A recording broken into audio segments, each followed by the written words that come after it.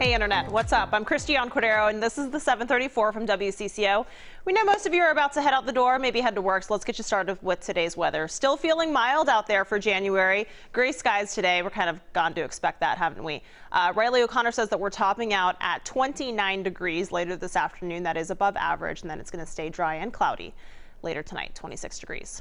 All right, now let's talk about this. The Grammy Awards were last night, and they, of course, started with a tribute, most appropriately told through music. Lizzo dedicated her opening song to Kobe Bryant. John Legend pointed to a memorial of him and Nipsey Hussle while on stage. And Alicia Keys, as you see right here, reminded people at the Staples Center that they were standing in the house Kobe Bryant built. Those were just a few of the big moments in an otherwise big celebration of the year's music. Demi Lovato had an emotional return to the stage. 18-year-old Billie Eilish also won big. So we want to know, what was your most memorable moment from the Grammy Awards? It certainly felt like a historic one. What do you think? Those watching on Facebook, leave a comment right here, and we'll get through a few of those in just a moment. As for the crash itself, we're starting to learn more about the last moments on that helicopter that killed Kobe Bryant, his daughters, and 7 other people. The flight was headed to his daughter's basketball game when it went down. Investigators say the chopper was flying low in foggy conditions, and it hit a steep hillside in Calabasas.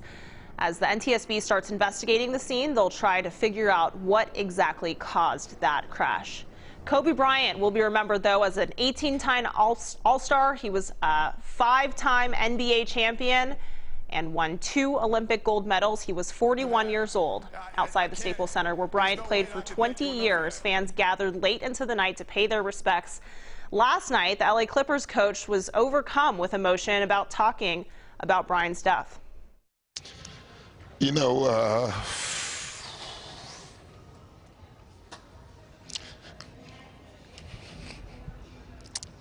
I just don't have a lot to say. The news is just devastating to everybody who known him a long time. That was Doc Rivers. He was coaching the Lakers' rivals, the Celtics, when Kobe was at his best, so they know each other well. And to keep pulling at those heartstrings, Doc Rivers and his LA Clippers are scheduled to play the Lakers at Staples Center tomorrow night. The Timberwolves and the Lynx shared a statement saying the world and the NBA are a better place because of Kobe Bryant, and that their thoughts go out to Kobe's wife, Vanessa, their family, and the Lakers organization.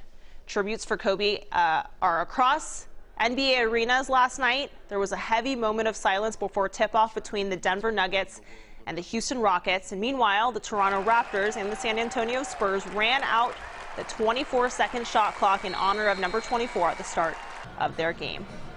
And for the next generation, news of Kobe Bryant's death came as Minnesota took on Michigan State. It was a shock for the Gophers men's team, learning the news as they left the court.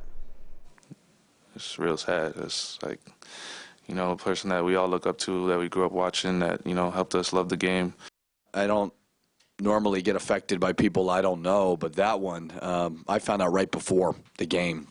And we didn't tell the team. I mean, Daniel Turo is a humongous Kobe Bryant fan, and he was devastated after the game. I mean, in tears. Yep, and dozens of athletes are sharing their moments of Bryant. Former Miami Heat player Dwayne Wade posted a video thanking Kobe for being his friend and saying he loved him. Magic Johnson also tweeted that losing Kobe is hard to accept and that he was a leader of the game. And Timberwolves player Karl Anthony Towns tweeted that Kobe's passing left him numb and that he grew up idolizing the former Laker. So many people did. Here in the Twin Cities, a tribute on U.S. Bank Stadium, a sign showing Kobe and his daughter is shining near the front of the building. Target Center has a similar photo up as well. In other news this morning, there's lots of it. More cases of coronavirus have been confirmed in the U.S. Health officials announced 3 new cases, 2 in California, 1 in Arizona. That brings the total to 5. All of the patients who recently, traveled to Wuhan, China, the center of this outbreak. At least 81 people have died in China from the virus. More than 2,700 people are sick. President Donald Trump's impeachment trial is entering a pivotal week. His defense team resumes its case today. Senators face a critical vote on whether to hear witnesses or go directly to a vote that's expected to end in the president's acquittal. The articles of impeachment charge President Trump with abuse of power and obstruction of Congress. Several presidential candidates have been juggling trial duties in Washington and their campaigns. That includes, of course, Senator Amy Klobuchar, who just finished a jam-packed week in Iowa. She told reporters that despite her schedule, she feels momentum.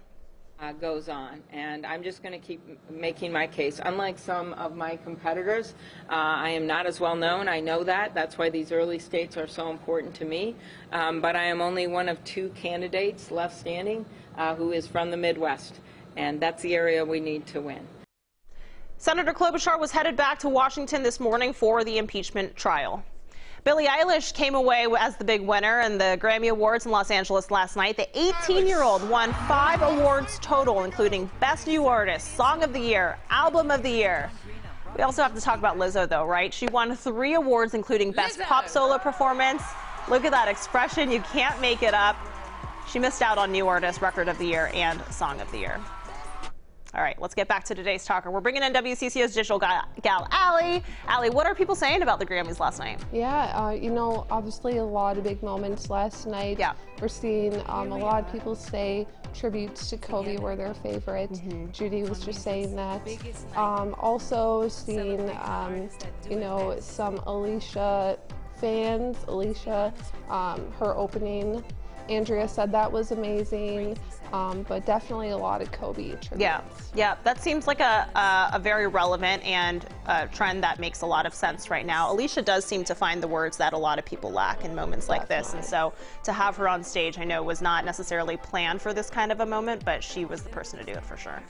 Thanks, Allie. Appreciate your help. That's it for now. This is the 734 from WCCO, when most of the Twin Cities are on the go, so why not make us your place for mobile news? We'll be back here tomorrow at 7:34, and until then, be nice to each other out on the internet.